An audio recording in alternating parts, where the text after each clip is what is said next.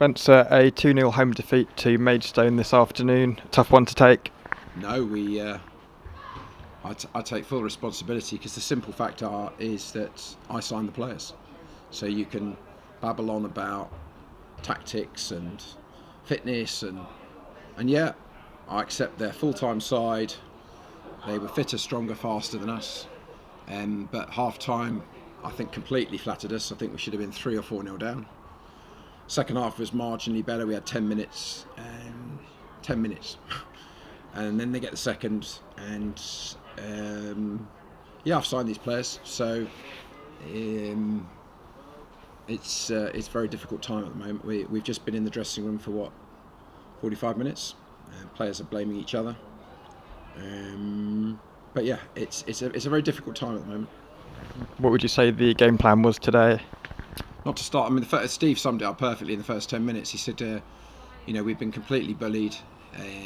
Maidstone said fitter and stronger. And, someone's just come up to me and said, that's the difference. They're full time. We're not. But, we missed one of the training sessions this week because we had too many players that were not fit to train. But it does all come down to the fact that I signed these players. So there's no hiding from it. I hate it today. I hated it. I hate the fans seeing that. What happens from here is, the big questions, because we never look like keeping a clean sheet. We're in everything that can go wrong is going wrong. But you start the game like that with no momentum whatsoever, and let's be absolutely blunt, that was a completely dominant 2-0 performance for Maidstone. That flatters us.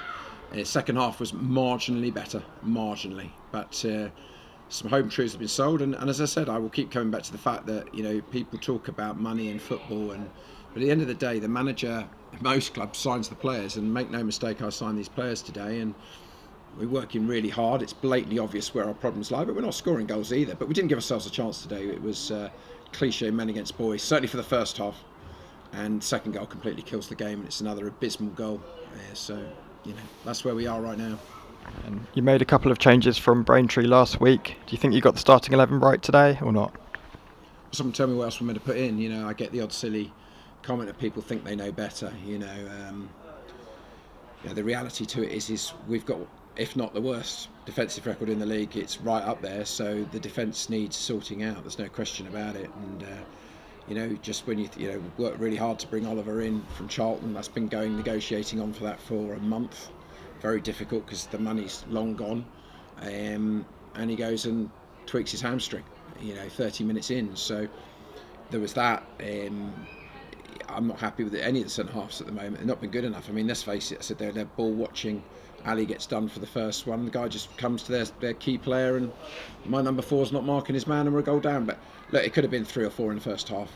First half was absolutely shocking. So where do you go? We've got such 5 attacking players, 4 were on the pitch, and one, and we have to rotate those players. So look, I feel very sorry for myself. I certainly apologise to the fans. As I said, it's just not good enough. I know we're in a tough league, and I know the abuse will come at me, and rightfully so, because I signed the players.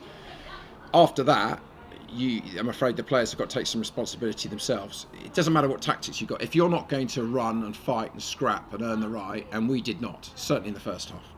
Maidstone were bigger, stronger, everything than us, and we got completely and utterly bullied. And there's got to be tough decisions, but it's not that easy to get people out. Don't make wholesale changes. But the simple fact is we desperately miss a Cooley, a Billy. It is horrible, but we've got to deal with it. I've got to deal with it, or just walk and let's see what happens. Maybe a few people will be pleased if that happens. I think they might regret that. But it really hurts. It really hurts because that was truly pathetic, the first 45. And, we're going to have to, you look at our next, is it 5-6 games? Where's the next point coming from? And it's harsh for me to say. I've got to do something about it. I've got to get a few out. We had 2 lads we were going to let out tonight. 2 we were going to let go because we have to balance the books. Working hard to get another in. I need people that I feel really care and want to fight and do the job, because I spent hours preparing for today. Certain things that we said that Maidstone do, just ignored it, and blaming each other. They're blaming each other. He shouldn't have done this, he shouldn't have done that. But as I said, I picked them, I signed them, far too many are letting us down defensively. As I said, a clean sheet just looks, quite frankly, laughable at the moment from the goalkeeper all the way through. We're kicking distribution, the passing was just poor, and pitch was slow. Didn't help us, but crikey, that's not even close to a decision as a problem. We were very, very poor. I'm not going to hide behind it. It really hurts, and we've got to do something about it, and quick. And what jumps out at you as the biggest cause for concern at the moment? Is it defensively or in the final third? Well, it's defensively as a group. You've got to look at your goalkeeper, your back four, back five. Again, we played a back four. Again, we played a back four. 80% of this season? We struggle to defend. We don't protect the back four. We don't look like scoring right now, so quite frankly, we have scored a lot of goals this season, but we didn't give them any service. We didn't start the game. Look, we're in a real low. Thankfully, it's only the middle of October, but now you've really got to work out how you're going to. The crowd will drop off. I totally get it. We're in a really tough league, but the reality is we've got 5 loans in at the moment. We've got the worst injuries, but you've got to fight. You've got to fight for each other, and they're fighting more in the dressing room about who's messed up this, who's messed up that. And as I said, it does come down to, I think, at this level of football, probably 90% of it is the recruitment of the players. And clearly, at the moment, I've got an awful lot of them wrong. And when you put them together as a collective, and with bad luck, as I said, you put Cooley and Billy Clifford out there. Believe you me, it's a very different side. But that's the hand we've been dealt. And I'm going to spend considerably more hours trying to do something about it. It won't be easy, but I was up till 11 o'clock last night trying to bring in a centre-half, and we'll be back on it again, I'm sure, tonight for all hours, because there's certainly no lack of effort our way, and it's not tactics, it's not anything, it's just the fact of the moment we're pretty poor, to be honest. And a few days to go until we've got a chance to put it right at Salisbury. How difficult a game will that be? Yeah, I mean, they've got new Kuwaiti owners or something, Qatari owners. Look at their squad. I mean, look at the difference between us at the moment. They've had their first league win today. Every game, Maidenhead, Dorking, it's Dagenham. Look at these squads. I mean, it's a hell of a challenge, but that doesn't stop you running and working and fighting and taking on board what you said. And as I said, I know the abuse will come flying. It already is. It's not nice. I'm not enjoying it at all. I'm working so hard to do something on lower numbers, but it's not easy. But I'm really gutted. I've let them know, but there wasn't ranting and raving, and then it was the players started ranting and raving at each other because we're not good enough at the moment. We're not good enough. So it is just really keep working really hard, try and pull more rabbits out of the hat. And look, it is early October. We've got 30-something plus games to go, so it's easy for some fans, and there will always be half a dozen that will push every panic button and scream this and scream that.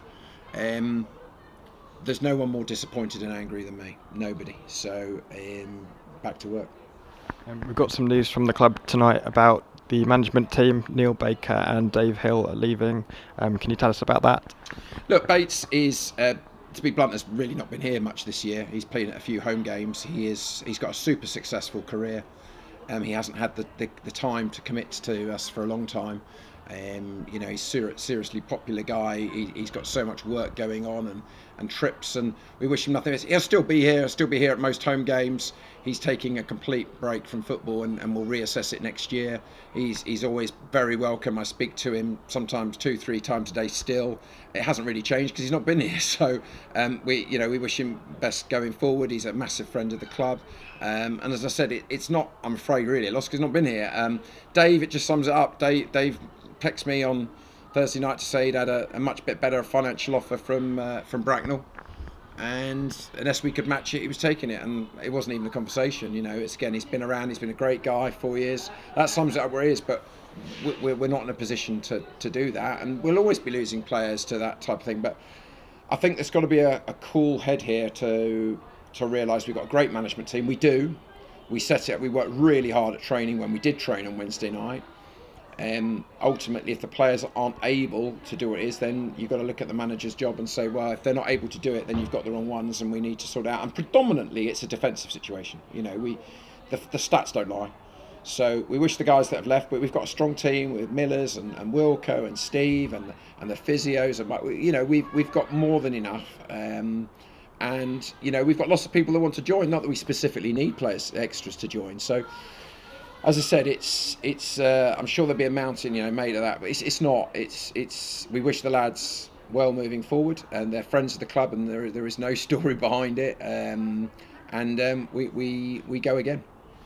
I know you've apologised for today's result in this interview, but what would you say to the fans ahead of next week? Was it stick together? Do you know what? I'm not really going to apologise for today. I'm apologising for this whole start of the season. Don't get me wrong.